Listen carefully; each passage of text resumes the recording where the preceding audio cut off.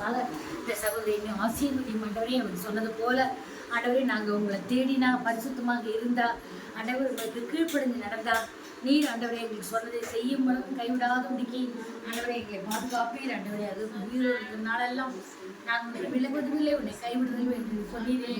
நீ சொன்னது போல நாங்களும் ஆபிரகாம் கீழ்ப்படிஞ்சது போல எல்லாவற்றையும் கீழ்ப்படிஞ்சு நடக்க வைக்கிறதே எங்களுக்கு தாரும் ஆண்டவரே. எத்தனையோ விஷயங்கள் நாங்கள் ஆண்டவரையும் கீழ்ப்படியாமல் இருந்திருக்கிறோம். ஆனாலும் எங்களை மன்னிச்சு இனி நாங்கள் செய்கிற காரியங்களில் ஆண்டவரே உங்களுடைய ஜனங்களாக எங்களுக்கு கீழ்ப்படுதலை தந்து ஆண்டவரை ஒவ்வொரு நாளும் ஆண்டவரை சொன்னதை செய்யும்போது கைவிடாதபடிக்கு உயிரோடு இருக்கிற நாளெல்லாம் எல்லோரும் கூட இருந்து நீ வழி நடத்தும் ஆண்டவரே.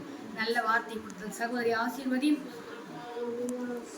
இன்னும் மேலும் மேலும் இவர்களை பலப்படுத்தும் ஆண்டவரே. இந்த வார்த்தையின் மூலமாக ஆண்டவரே இந்த வீட்டாரையும் வந்திருக்கிற ஒவ்வொரு கூட பேர் பேர ஆசீர்வதியும் தேவன் ஆண்டவரே. இந்த பவித்ராவி ஹரிஷி இந்த பிள்ளைகளையும் ஆண்டவரே அவர் கைவிடாதபடிக்கு அவருடைய கரக்கூடவே இந்த வழி நடத்தப்பட தயவுக்கா நன்றி.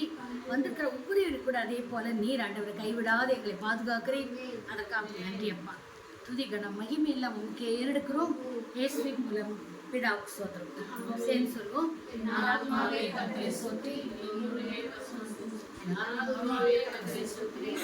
சகல மரணம் பரவாயில்லை.